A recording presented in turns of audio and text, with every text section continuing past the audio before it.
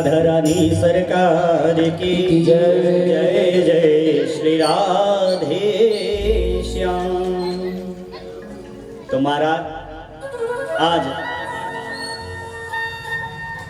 ऋषियों ने प्रश्न किया, महाराज चिंतामणिर्लोक सुखम सुरद्रो स्वर्ग संपदम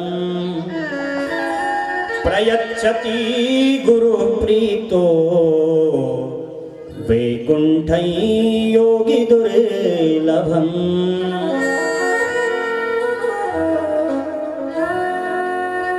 ऋषियों ने पूछा, महाराज जिसको चिंतामणि मिल जाए ना, उसकी समस्त दुनिया की चिंताएं समाप्त हो जाती है। जिसको सुरद्र कल्प वृक्ष मिल जाए, उसकी जितनी भी कल्पना दुनिया की है समस्त पूरी हो जाती है। लेकिन इन दोनों से कह दिया जाए कि वैकुंठं योगी दुर्लभम, भगवान वैकुंठनाथ का दर्शन करा दो, तो ये दोनों भी सक्षम नहीं है। ये दोनों संसार के पदार्थ दे सकते हैं, लेकिन प्रयच्छति गुरु प्रीतो वैकुंठं योगी दुर्लभम। लेकिन सदगुरुदेव भगवान की कृपा हो जाए, सदगुरुदेव भगवान की कृपा का प्रसाद मिल जाए, तो वह वैकुंठनाथ भगवान का दर्शन भी सुलभ हो जाता है।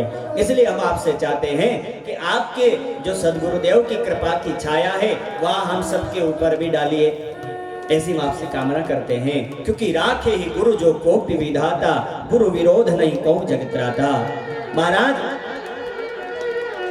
दुनिया में जिस पर ब्रह्मा जी कुपित हो जाए उसकी रक्षा सदगुरुदेव भगवान कर लेते हैं, लेकिन जिस पर सदगुरुदेव भगवान कुपित हो जाए उसकी दुनिया में कोई रक्षा नहीं कर सकता। इसलिए आपके ऊपर सदगुरुदेव की कृपा की प्रसाद का प्राप्त है, तो हम आप सबको भी आप प्रदान कीजिए। और महाराज भक्तों को तो हमेशा असंतोषी रहना चाहिए भगवत प्राप्ति के लिए। महाराज भक्तों को हमेशा असंतोषी रहना चाहिए भगवत भक्ति के प्रति। हमेशा करते रहो कुछ ना कुछ भगवान की भक्ति के लिए। असंतुष्टा द्विजा नष्टा। महाराज विद्यार्थी को भी हमेशा असंतुष्ट रहना चाहिए।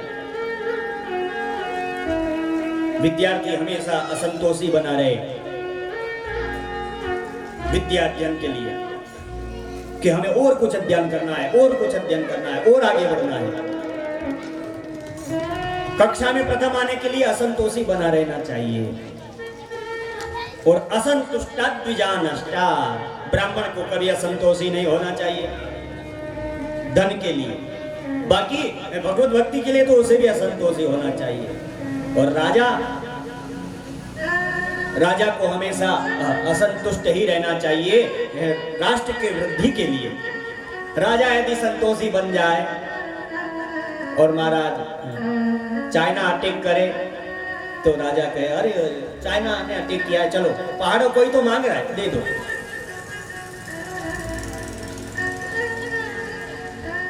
कश्मीर पर अटैक करे पाकिस्तान, तो राजा कहे चलो चलो कश्मीरी तो मांग रहे हैं, देने दो, चले जाने दो। यदि राजा असंतुष्ट हो जाएगा तो महाराज प्रजा तो गर्त में चली जाएगी। राजा को तो 1 इंच भूमि भी कोई मांगे तो प्राण प्रण के द्वारा भी अपनी रक्षा सुरक्षा करनी चाहिए सीमा की। तो राजा को हमेशा सीमा वृद्धि के लिए असंतुष्ट होना चाहिए। इसीलिए तो दुर्योधन ने कहा था, सुच्यग्रे नैव दास्यामि दास्यामि विना युद्धेन केशव। एक सुई की नोक की बराबर की भूमि भी मैं देने वाला नहीं हूं। तो राजा का यह धर्म है अपनी राष्ट्र की भूमि को बचाना ही चाहिए। तो महाराज ऐसे ही यह सब ऋषि असंतुष्ट हैं, सब कह रहे हैं हमें और कथा श्रवण कराइए। जब ऐसा कहा तो महाराज आज कहा, ऋषियों तुम्हारा मन भगवत भक्ति में लगा हुआ है। एक बार राजा परीक्षित को सुखदेव कथा सुनाने आए, उसी समय हुआ ऐसा कि भैया देवता लोग अमृत का कलश लेकर के आ गए। और अमृत का कलश ला करके कहा ये परीक्षित को पिला दो और कथामृत हमें पिला दो। सुखदेव जी ने कहा भैया तुम्हारा अमृत कैसा या तो देखा जाए। तो कहा इनका अमृत जो है वो तो पुण्याहम, पुण्यों को समाप्त करता है। और कथामृत बोले कलमशापहम, कलमशों को पापों को नष्ट करता है। और यहां जो स्वर्ग का अमृत है या तो नीचे गिराता है, और जो भागवत कथामृत है या तो महाराज परम पद को प्रदान करता है। जो सबसे बड़े पद है भगवान के चरणारविंद, उनकी प्राप्ति कराता है। जब भगवान राम का महाराज राज्याभिषेक हुआ तो भगवान ने राज्याभिषेक में कहा कि देखो मैंने रावण पर विजय प्राप्त करी, जितने भी लोग हैं, जितने भी मेरे साथ दिया उसमें उन सबको मैं कोई ना कोई वरदान देता हूं, सबको दे दिया। हनुमान जी से कहा, हनुमान जी ने कहा हमें कुछ नहीं चाहिए। कुछ लोगों ने कहा भैया तुम भी तो कोई पद मांग लो। हनुमान जी ने कहा हमें 2 पद मिले हुए हैं तो फिर हम दूसरे पद की क्यों आशा करें। बोले 2 पद कौन से? बोले भगवान के चरणारविंद के पद हमें मिले हुए हैं तो हमें दुनिया के किसी पद की आवश्यकता नहीं है। तो हमें जब भी कोई पद की आवश्यकता पड़े तो भगवान के चरणारविंद का हमें आश्रय लेना चाहिए, यही परम पद है।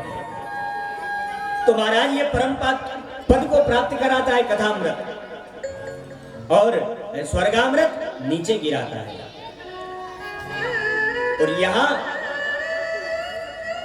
स्वर्गामृत जो है दीर्घजीवी बनाता है, थोड़ी आयु जरूर बढ़ा देता है, लेकिन कथामृत महाराज दिव्य जीवी बनाता है, उस दिव्य परमात्मा की प्राप्ति कराता है। और स्वर्गामृत अमृत को प्राप्त कराता है, लेकिन कथामृत अभयत्व को प्रदान करता है। अमृत प्रदान कर सकता है लेकिन अभय नहीं प्रदान कर सकता यह अमृत। लेकिन भागवत कथामृत जो है या अभय बनाता है या निर्भय बनाता है।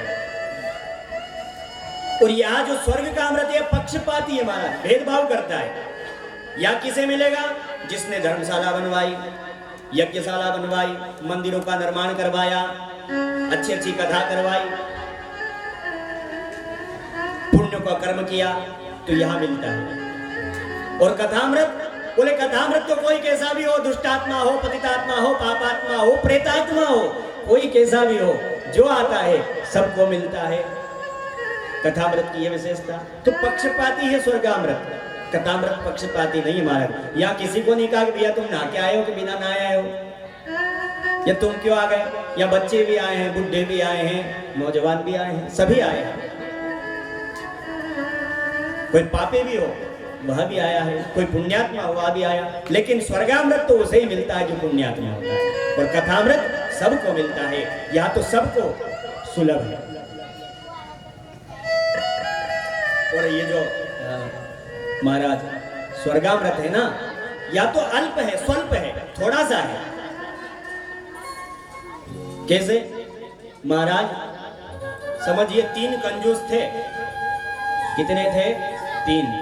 तीनों ने कहा चलो भैया, सारे लोग हमें कहते हैं बड़े कंजूस हो, चलो आज कुछ खरीदते हैं। क्या खरीदे? बोले घी खरीदते हैं। तो तीनों ने 250 ग्राम घी खरीदा और घी लेकर घर आए।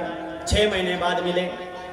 तीनों ने कहा भैया बताओ बताओ तुम घी कैसे चला रहे हो? बोले भैया हम तो पहली रोटी चुपड़ लेते हैं, लास्ट वाली चुपड़ लेते हैं और सबको चुपड़ी समझ के खा लेते हैं। दूसरे ने कहा राम राम इतना घी बर्बाद करते हो, तो तुम कैसे चलाते हो? बोले हम तो महाराज जब सारी रोटी बन जाती है तो एक सलाई लेते हैं, घी की डिब्बी में डालते हैं और घी सभी रोटियों में लगा देते हैं सर, एक सलाई से। तीसरे ने कहा राम राम इतना घी बर्बाद करता है, तो भैया तू कैसे चला रहा है? बोले हम तो बस जब सारी रोटियां बन जाती हैं, जब सब भोजन करने बैठते हैं तो महाराज घी की डिब्बी का ढक्कन खोल लेते हैं और रख लेते हैं, क्या खुशबू आती है, आनंद आ जाता है। तो ये घी कभी खत्म होने वाला नहीं होने वाला। ऐसे ही ये स्वर्ग का अमृत है महाराज, स्वल्प है, ये पीते पिलाते कुछ नहीं है, बस रख रखे हैं, उसकी खुशबू ले लेके आनंद में हो रहे हैं महाराज। तो ये स्वर्गामृत जो है एक ही कलश निकला था समुद्र मंथन से, स्वल्प है।